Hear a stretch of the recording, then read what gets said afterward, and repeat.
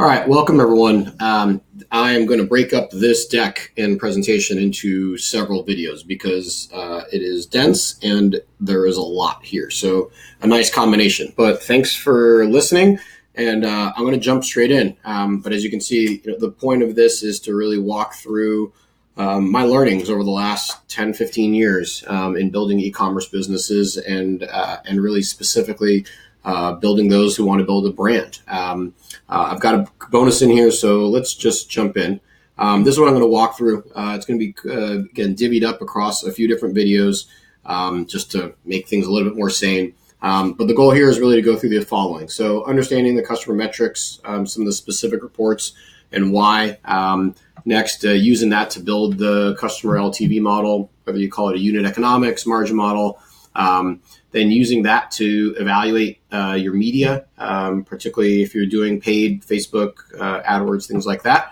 And then I'll talk about some of the value and the benefit of creating this LTV model and really what it should drive in terms of prioritization and action. And that's really what this optimization section is about, which frankly, I'm just going to link you to a couple blog posts that I've done that really detail this out. I've got a separate section on specifically around subscription businesses. The reality is I put here, we're all in the repeat purchase business, whether it's explicitly a subscription or otherwise. But there are some things that are a little bit more particular for them, but I'd really encourage you to look there as well. Even though you may think of yourself as straight eCom and a la carte, there are definitely a lot of things that apply for subscription businesses elsewhere, but I do want to call that part out. And then finally, this bonus section, it's actually part of the book I'm in the midst of writing about creating incredible customer experiences, something I'm pretty passionate about. And really, there are some folks doing some phenomenal jobs. And really, I wanted to add that as a little bit of a tease of some of the things that I'm also working on. Not as hardcore quantitative, but certainly ROI driven and very impactful for the business, which I think at the end of the day is what we all care about. So if you have the written version, I'm just going to kind of skim through this. There's obviously a lot here, but really my point is this is a dense deck. I wanted to put everything in the deck at once, but from a video side, I think it's got to be broken up. I tried to be successful in putting some context around the pages. The reason I'm doing this video is to actually provide a little bit more color. A little bit of a disclaimer, if you will, here, but there's no such thing as there are no absolutes, and there's nothing that's perfect, and there's not just one way of doing things. So as much as I talk about my framework here, I think it'd be kind of silly and arrogant, frankly, to say that this is the only way and this captures everything. That's kind of just an absurd statement, but I do want to just point that out. And really, the goal here is that you're going to find some success and find some learnings that you can use to enhance your success or frankly to help get you there. So if you got this is the link to the videos. And so let's jump into customer metrics. One of the first things I do when I work with my clients and a lot of folks, whether or not you're running paid media, but particularly so, but you just need to know this anyway, is really understand what's going on with your business and with your customers. And depending on which platform, it can be easier and harder. Obviously, certain ones make it a little bit that way, but really understanding some of these core things. And I'm going to kind of walk through each of them. But really, these aren't, I would say, rocket science, but they are basics and fundamentals, but a lot of people don't have them or don't take the time to look at them. And then again, for me, information and reporting and analysis isn't really the goal. The goal is to get that and then make sure that you can take some action from it. So, I don't believe in reporting for reporting's sake or neat or interesting. These things should be driving action or should be drive monitoring or, something like that. But, I think we all are resource constrained, no matter whether you're small or big. But we got to take action on the information we have. So I always start with the highest level first. The very basic, looking at breaking customers down into their acquisition month. Typically, that's the first time they've purchased. For some folks, it may be when they first opted in. There are some business nuances there, but I'm not going to get caught up in that. But really, the point here is who joined, like how many people were there, what have they done over their lifetime, These are, again, our lifetime revenues associated with these customers. I like to pull in refunds and then understand LTV on revenues and orders per customer. Obviously, customers who are more recent haven't had as much time. So, looking at these metrics on an LTV basis, there's nothing to, worry about necessarily. There are some ways to look at attainment over time. But, the fact that this is 1.2 and this is 63 over time, these things, I'm not worried about that yet. But it's about getting some grounding of people who have been around for 6 months, 12 months, and so on. What is your customer profile? From there, we can then start to look at your customers in a different way. So you can break them down by source, by offer, by promo, by frequency, depending on what kind of program you're on, or if you have a subscription business. So these are just, obviously made up. They were real, but your business may have, different ones. So the point here is, how do you start to slice and dice your customers and the value of a customer coming in through different ways. The next thing here is, this is taking basically the same information, but then breaking it down into time buckets. So this is day zero. So it's the same info, but instead of just looking at it on an overall basis, it's when were those revenues generated? So what happened on day zero, day 1 through 30, 31 through 60, 61 through 90, and so on. In this way, we can see when and how do those revenues progress. And, we can take that and then look at it on an incremental basis to see, on a revenue per customer basis, this is actually what it looks like, which is on average, we're getting, let's say, $55 on day zero, an incremental $8 in this period, 12 in day 31 through 60, and so on. And this view is simply just cumulative. So it's 55 plus 8 plus the 12 and so on. So here you can actually then start to see what is the progression over time. So as much as it's great to say we got $127 of revenue over the lifetime, about half of that happens in the first 30 days. And then, you can see the rest. You can also use this to see how are things changing and trending. So from one side, it's a good thing to say that this is a relatively tight band. I'm not getting caught up in one outlier, especially one that's far back. But these are relatively tight bands, which in some ways is good because you say, okay, there's consistency, and I like that. But at the same time, that also may be an indication of not doing enough, or not really seeing the results, or not taking action to actually make improvements. So, it's great that this number has been consistent, but we would ideally like to see this increasing over time, presumably reflecting retargeting efforts, remarketing efforts, whether it's via paid or email, inbox, things like that. So this is a plus and a minus to see consistency. Over time, this business, actually new customers stayed relatively flat. But certainly also as you scale, sometimes you're looking flat can sometimes be a win, because as you scale, typically, some of your metrics are gonna go down. But that's another way of using this information. Again, kind of take the same thing and look at percent breakdowns. So this is what does day 1 through 30 reflect incrementally relative to day 0. So, in this case, let's go back a second. That 12 divided by 53 is 23%. So in the next 30 days after their first order day, I'm getting 23% more revenue, another 23% incrementally here. Again, this shows how much more I'm getting and over what period of time.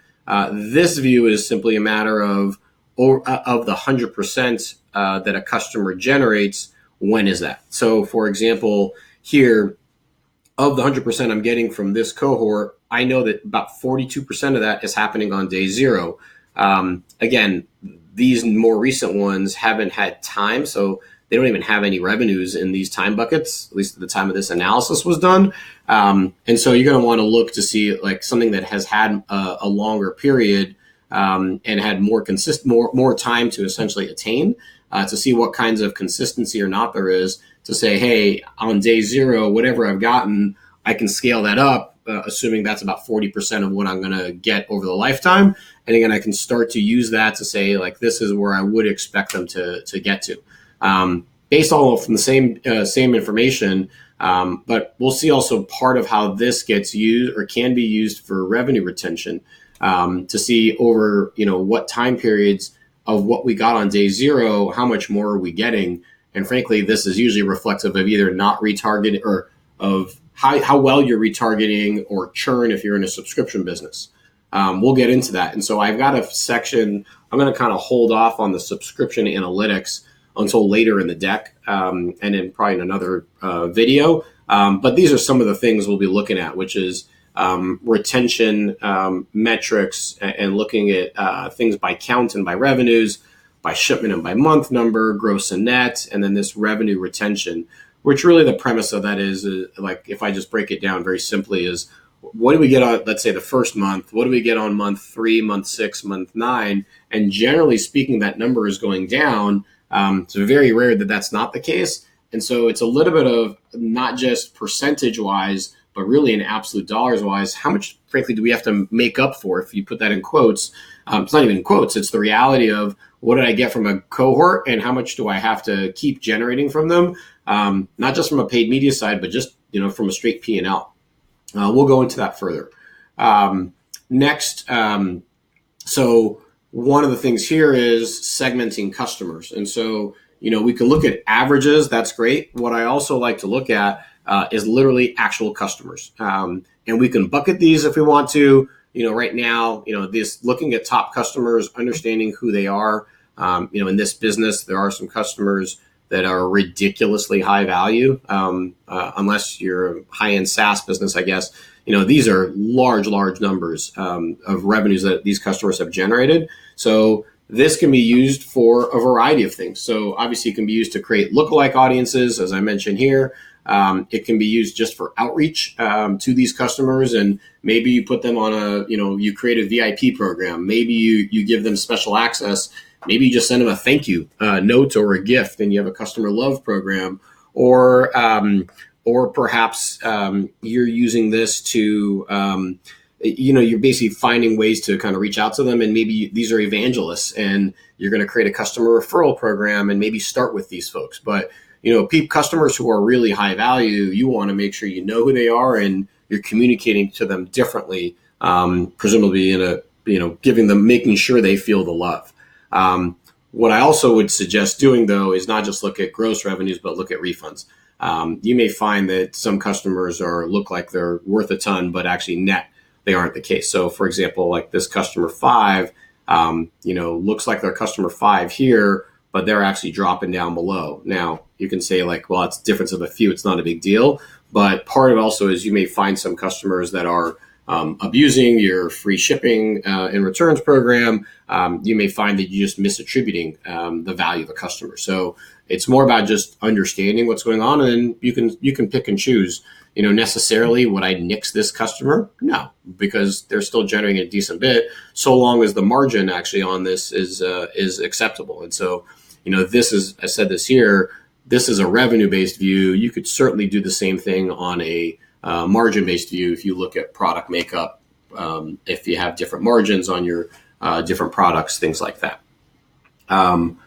Next, this is really, again, instead of looking at it by customer, looking at it by product. What products are driving the most sales, the most revenues? I certainly would pull in a margin view here to know which one is not just generating top line, but bottom line. And then you can certainly break this down by channel and by offer, whatever kind of other ways that are appropriate for your business. But, at the very least, what's driving the business? And this is not anything like that I would say is rocket science or completely innovative, but oftentimes many businesses aren't actually looking at this and looking at it over time and looking at trends. I had a client where they had a top selling product that just went out of stock, and it took 6 or 8 months to get that product back in. They just lost attention towards it and didn't realize just how much it was actually driving the business. And, it's an 8-figure business. There's no judgment and implication other than, looking at these things and then realizing, hey, there are some opportunities, or we thought something was better or worse than it was. And so just, this is about understanding what's going on with the business. Right. And so, that's a lot of what this reporting is really foundational but certainly can and should be looked at on an ongoing basis. And some things, they may be monthly, some may be quarterly. It's very rare that I want to look at anything any less often than quarterly. But sometimes some of your metrics don't change all that frequently, so you can push them out from monthly to quarterly. Let me go into the second one too, and then I'll kind of stop this video and go to the next one. Part of the point of one of the goals of that prior section was to be able to build up our lifetime value models, and this is really what is a customer worth. So let me talk about why this is important first, and then really what this looks like. So first, anytime you're running paid media, you need to understand the value of a customer, how that progresses over time, to understand how to set your CPA targets. What I always say is, even if you don't have this model, your P&L and your bank account have probably told the story. But at the same time, this is about getting better and being more intentional. Just as important is, it's not simply just to set a CPA target, but it's just as important is it needs to be setting action, priority, accountability. So once we look at what the components of the model are, it should be driving action to make improvements in your metrics. And I use this language here in a brand enhancing way. And I think it's crucial to do so. And really what that means is there are ways to drive increases in AOV, in repeat customer rate, things like that. But you end up over the lifetime torching the customer, and they end up leaving bad reviews, telling their friends bad stories about their experience. And so if you really want to build something that's got some level of scale and sustainability, I'd really, really encourage you, if you're already not bought into that, to be thinking about how do we actually start to operate in a way that builds the brand and the things that we do. And it's certainly the goal is to drive more revenue and more margin dollars from our customers, making sure that it's not at their expense and that it's actually done in a way that they're going to be excited about it. So here's a sample LTV model. The point, let me ground everyone here on what is actually on the screen. The point is basically to take those metrics that we had looked at, and generally it's looking at an average over a recent period of time. Generally speaking, that's what I'll use. And really those metrics, dropping those in here. So the reason we looked at day 0, 1 through 30 and so on was actually build into this model. And so it's about 130. I think one of the prior screens we had looked at $127. I'm looking at an average to pull it into here. So then the point of this is to understand what are the costs, or in some ways, what's our refund rate? What are our costs? I'll go through the detail in a second here to get down to understand what our total expenses are and our gross margin is. And so if we look at the total, for example, in this business, it's got a 7% refund rate, and all COGS are, I've oversimplified here for a moment, are about 72%, right? So, they get down to sub 28 when you look at on a net basis percent margin. That's the gross margin dollars. And depending on here's the thing, depending on what the business's goals are, that's what's going to drive what kind of either profit margin or what kind of CPA target you have. What I mean by that is, if you look at the progression over time, this is gross margin and cumulative gross margin. So by day 60, on a per customer basis, we've generated about $21 of cumulative gross margin. So if the business's goals, whether it's cash constraints, business risk, or otherwise, require and demand that the business breaks even within 60 days of acquiring that customer, then essentially that defines the target. And so down here is essentially net contribution or cumulative contribution margin. So the 14 minus the 21 gets you -7. You add an incremental 4 to get to 3, an incremental 3 to get to 0. So sometimes this is literally scenario playing to say, what number do I have to put in so that I get, break even on, let's say, day 60, or it may be day 30. If it were day 30, that CPA target would be lower at $18. I generally don't like going beyond 6 months for a lot of reasons, but most, particularly 8-figure businesses, I think you got to be very careful. There are businesses that go very deep in the hole. Certainly, if you've got venture funding and the investors or the business risk or whatever says to go deeper, great. I don't believe in a right and wrong But if you're a bootstrap business, I think it's usually tough to go beyond 6 months and feel a reasonable level of comfort. But certainly, again, like I don't have a right and wrong. I've worked with businesses that require just everything is based on a 20% profit margin. I've had some where they've just had to break even on day 60 or day 30. But part of the point here is being intentional about it. And this model can be a tool to do that, and really should be a tool. A couple other things to kind of highlight here. So I only have one line for COGS, but you see these other lines I have down below. Generally speaking, these are what I believe should be part of COGS or included in that calc. And really the point is, what are the marginal costs associated with an order? Generally speaking, it's going to be product costs, fully loaded, your 3PL cost, presumably it's physical product, shipping, merchant processing, and I like to include customer service. Generally speaking, there are patterns on looking at cost per customer service, cost per order, and cost per new customer, or cost per customer. So I like to layer that. It's not purely variable, but it seems to behave a little bit more so that way than do other expenses. You'll notice that none of the fixed costs like rent, G&A, people, all those kinds of things, none of those are included. The idea is that those, as much as over time as you add customers, you'll presumably need to add headcounts, but on a marginal customer basis, you're generally not, especially in a physical product business, you're not adding a new customer, a new employee or a new contractor.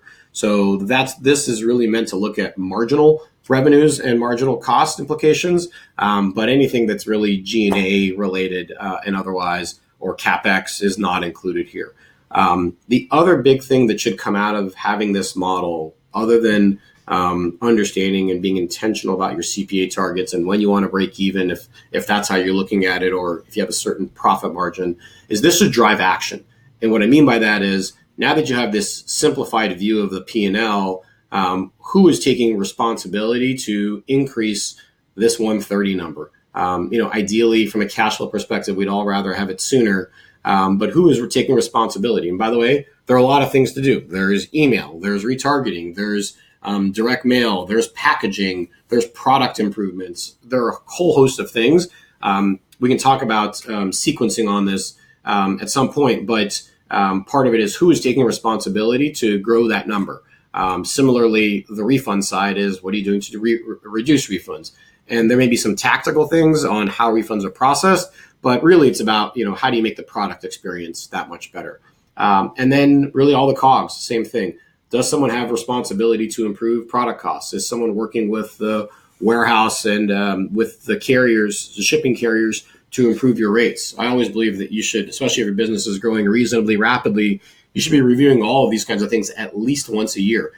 Too often it's, hey, we haven't even evaluated our pricing with our vendors in a couple years. Most likely if your business is growing, you should be in higher tiers. So part of this also is to help identify and then create specific people, single point of accountability to actually be responsible for working these different both revenue and cost metrics. And again, over time, the goal, again, like there are ways you can reduce COGS, there are ways you can reduce fulfillment costs. But again, if the goal is to build a brand, not just build a business, but build a brand, it's a good tension to have, because, we can all pick a low cost vendor, but it may be a poor experience, both for you as a business and certainly for your customers.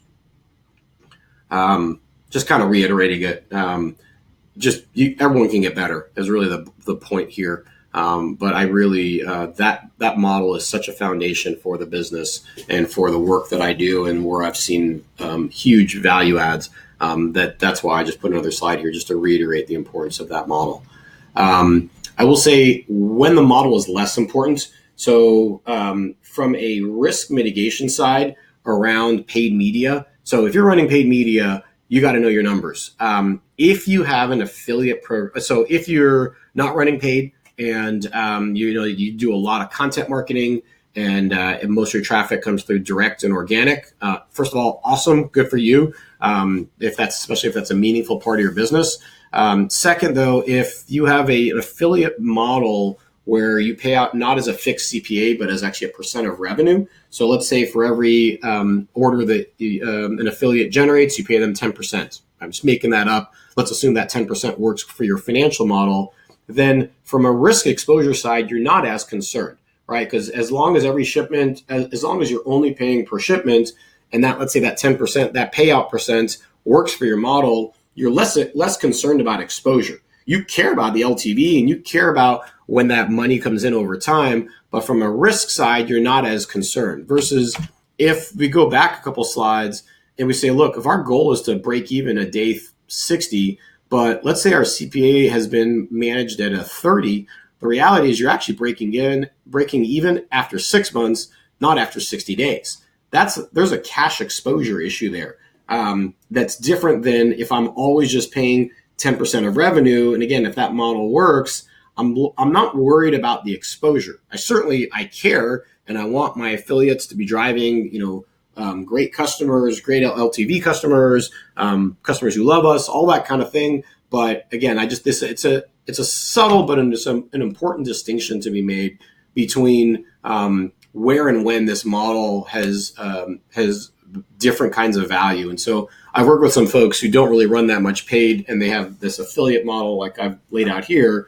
We'll still build out the model. It just has a different level of importance, but certainly at the very least to help identify who is taking ownership on each of these line items to improve the metrics. That certainly is consistent across any kind of business. So let me stop here, and then we'll jump into how do we use some of this to evaluating and evaluating media.